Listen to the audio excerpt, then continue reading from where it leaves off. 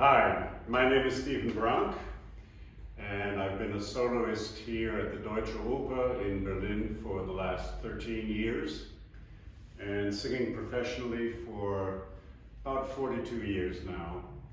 And I'd like to take this opportunity to talk about what I call components of vocal management. Now, there are many components, of course, to singing.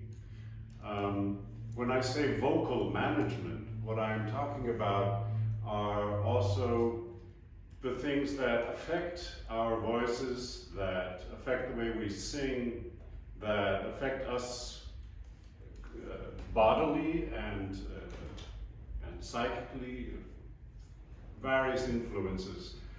So one of the components that I'd like to talk about just quickly today is one that I like to call vocal health, or also vocal hygiene, if you will.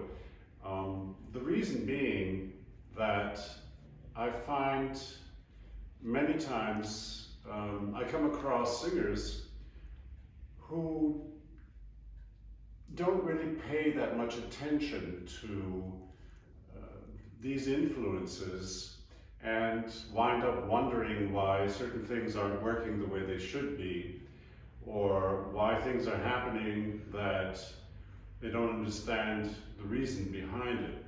And in order to get behind that a little bit and see what that involves, I thought it might be interesting to talk about this just a little bit.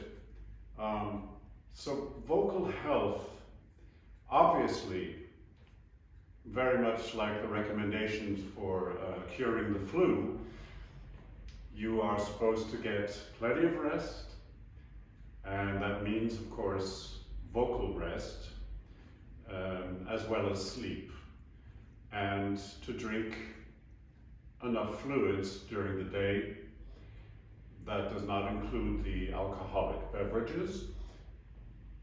The reason, of course, for vocal rest is if you've been singing a difficult role, if you've been rehearsing for 6 or maybe 8 hours in one day, you will need to rest the vocal cords because they've been working for a long time, and like any muscle in your body, the muscles involved in singing also need a break now and then. And it's very important to allow them to do that. I remember, for instance, once when I was singing a very, very demanding role, that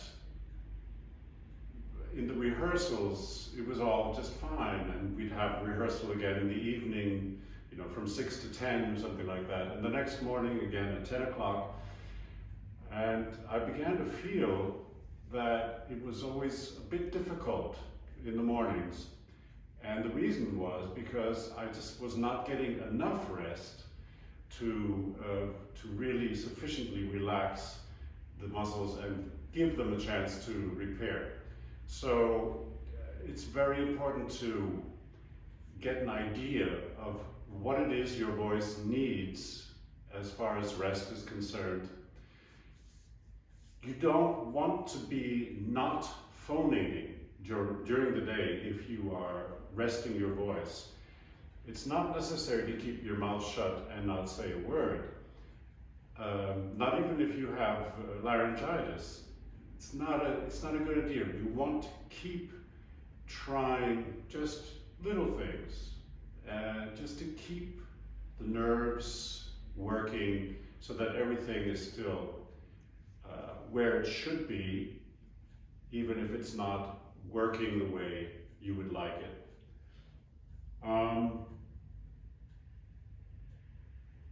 As to the body, again, I have to say, our instrument is our body, and that's from up here to down there. So it's the whole package. And if you have an instrument, for instance, like this guitar here, you will if you're a guitarist, professional guitarist, you will be taking very good care of this instrument, making sure that it's not too wet, not too dry, not too hot, not too cold, all of these things, just to keep the instrument in good shape. Now what we can do, of course, there are various things. I'll start with one of them, which is exercise. The reason for that, I say exercise, is because during singing, we are of course using a lot of muscles, but mostly in the thorax, in the back, in the support system, here, and not so much the legs, although they are of course supporting our bodies, and the arms. And it's very important to train these as well. So I would say, in order to get a maximum of stamina, cardio exercises are very, very good. Don't have to exaggerate, but if any of you who have had to run around the stage and sing at the same time know it's very difficult. And the more stamina you have, the better that will work for you. As far as the legs and the arms are concerned, it's very important for the entire body to strengthen these also as you are working the thorax, back, and this part here, and in singing, to keep the arms and the legs strong.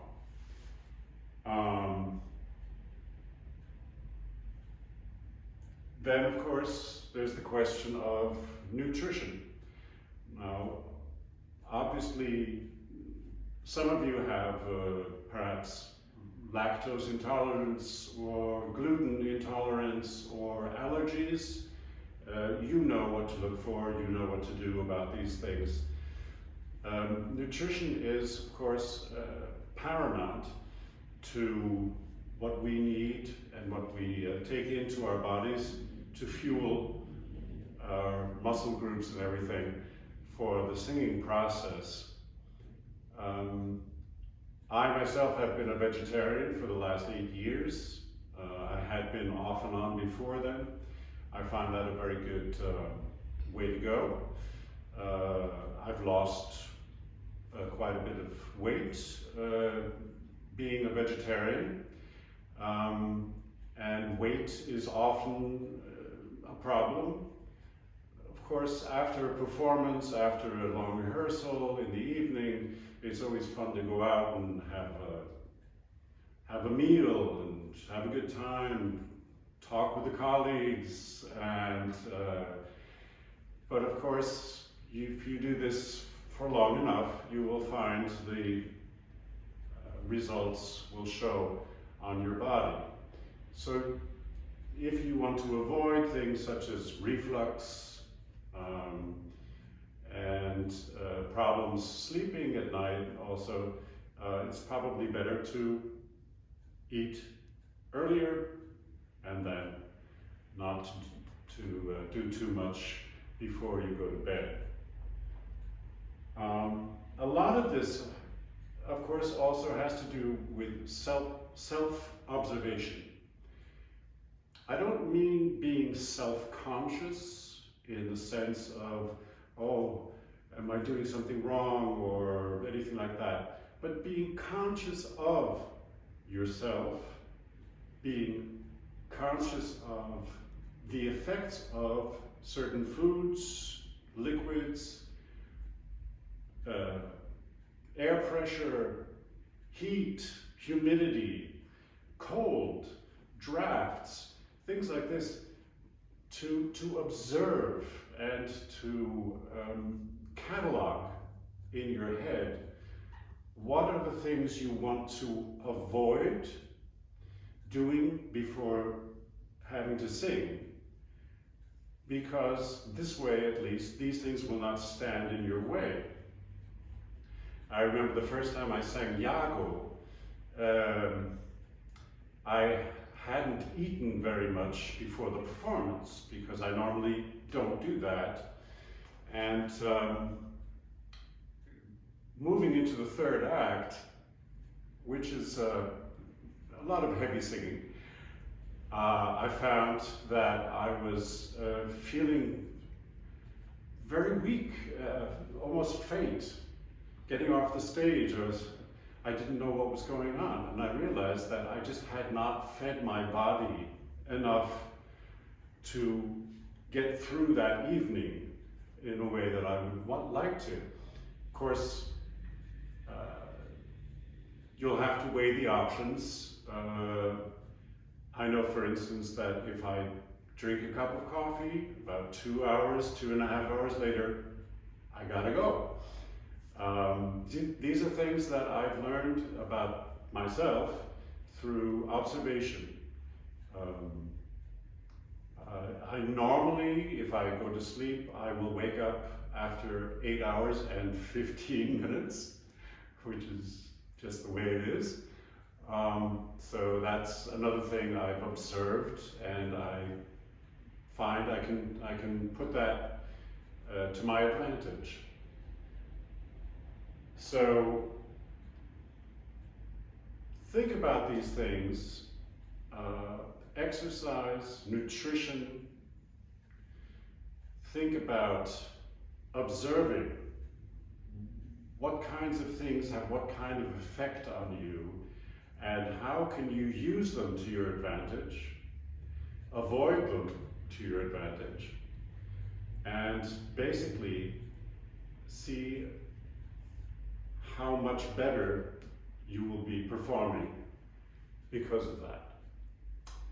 So enough about that. Thank you for listening. And just quickly, before we go into phonating in the next installment, I'd like to say a few things about the instrument also. The mechanism of the voice, okay, all of the things that are involved are all within the body, which means they are not visible. And we rely very, very heavily, just like I on my notes here, on sensations, okay? On oral perception, oral with an AU and not an O. And unfortunately also, maybe fortunately, a lot of metaphors in order to explain what it is that is happening, what it is I'm feeling, things like that. And since vocal production also incorporates emotional and subjective perception, these are important aspects to be considered. I always say that what is key to singing is communication. Communication is key. We want to say something by singing. We want to communicate with another person or with an audience. And this is why we do what we do. And next time, I promise, we will begin to start looking into this part of the functions, the components of phonation, and of the actual act of singing, using all of the other components that I've already talked about in the earlier installments. So I hope that you can join me again next time. Again, I'd also like to invite my